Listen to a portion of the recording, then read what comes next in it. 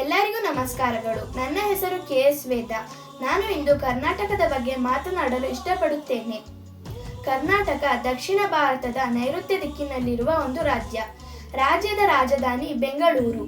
ಇದನ್ನು silicon city ಅಥವಾ garden city ಎಂದು ಕರೆಯುತ್ತಾರೆ. ಕರ್ನಾಟಕವು ಶ್ರೀಮಂತ ಸಾಂಸ್ಕೃತಿಕ ಪರಂಪರೆ ಮತ್ತು ಐತಿಹಾಸಿಕ ಸ್ಮಾರಕಗಳು ಮತ್ತು ನೈಸರ್ಗಿಕ ಸೌಂದರ್ಯಕ್ಕೆ ಹೆಸರುವಾಸಿಯಾಗಿದೆ.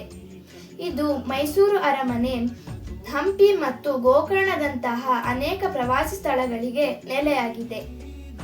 ಇದನ್ನು ಐತಿಹಾಸಿಕವಾಗಿ ಕದಂಬರು, ಗಂಗರು, ಹೊಯ್ಸಳರು ಮತ್ತು ಚಾಲುಕ್ಯರು ಹಾಗೂ ವಿಜಯನಗರ ಸಾಮ್ರಾಜ್ಯದಂತಹ ಅನೇಕ ಪ್ರಬಲ ರಾಜವಂಶಗಳು ಆಳಿದ್ದವು.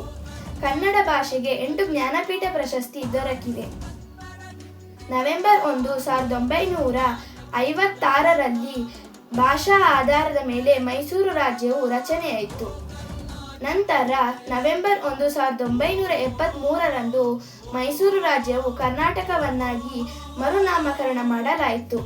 ಕರ್ನಾಟಕವು ದೇಶದ ಪ್ರಮುಖ ರೇಷ್ಮೆ, ಶ್ರೀಗಂಧ ಮತ್ತು ಕಾಫಿ ಉತ್ಪಾದಕ ರಾಜ್ಯವಾಗಿದೆ.